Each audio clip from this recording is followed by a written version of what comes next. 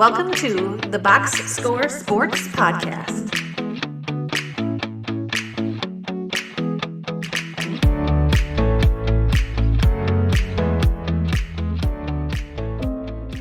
The bad.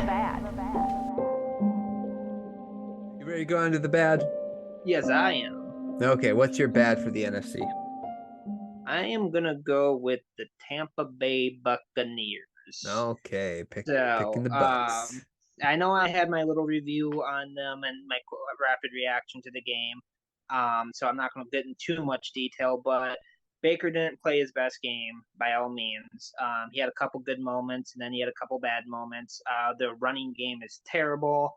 I will give the Falcons some props. They have a really good run defense, so that's a little bit to do with it. But for the Tampa Bay, this was a game you needed to win to get that stranglehold on the division. I know it's not out of the reach, but I don't feel like I feel like their offense is terrible, and they need to figure it out. 13 points against Atlanta is not 13 points when you get beat 16-3. Your offense with Mike Evans, Chris Godwin should be able to put up 20 points a game, and they're not. So I'm getting really concerned. I'm ready to hit the panic button, but I'm not the coach, so that's probably for the best. So I think right now they get the bad for the week. Yeah, it's unfortunate because there are two running backs. One averaged 2.6 yards a carry, one averaged 1.8. Baker Mayfield, the more pressure you put on him, the less good he'll be. And this is what we talked about at the beginning of the season, is basically he can be good, but you have to have everything kind of set up around him. I think you're missing that run game, and that's what's hurting the Bucs offense. Is they need a better run game, and until you get that, I think they might end up struggling down the stretch. So let's get that fixed, Bucs. Oh yeah. Let me go to my bad. I guess I'll keep it in house. I'm going to talk about the Dolphins. I don't know, man. I just wanted a little bit more from them. I might have overreacted a little bit doing my what's it called there? Rapid reaction. My rapid reaction. I put fraud in front of the thing. I was, that was kind of clickbait. But anyway, it was just unfortunate for them. They go up against another contender, and their offense only managed to put up 10 points. And so you're starting to see a pattern here. You're beating up on the average, the good teams. You're beating up on those teams, but you go up against a contender, and your offense is having trouble scoring. Your defense can't stop the other team.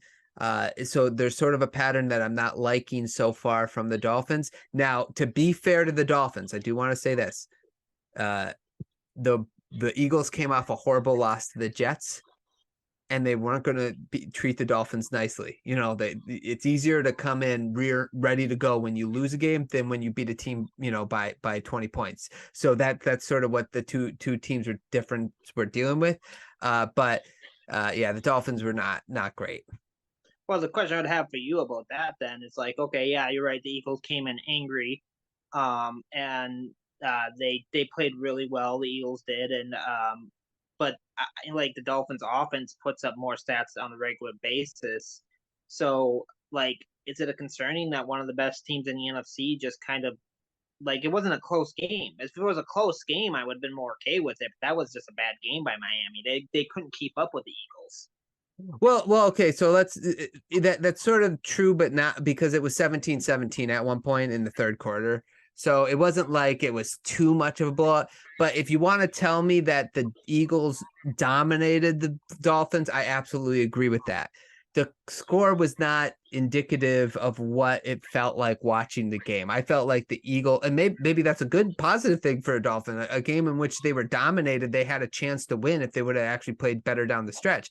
Maybe, but I'm with you. I'm a little concerned because the fact is, when they are a little bit more of a finesse team, and so when you go up against teams that are a little bit more physical, you got to be able to show up.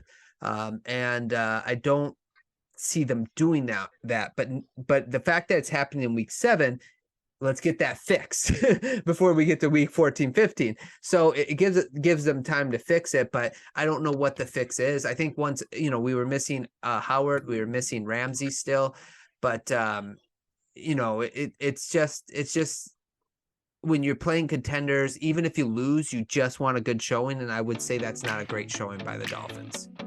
I would agree. Okay, you ready to go on to the ugly? Oh, yeah.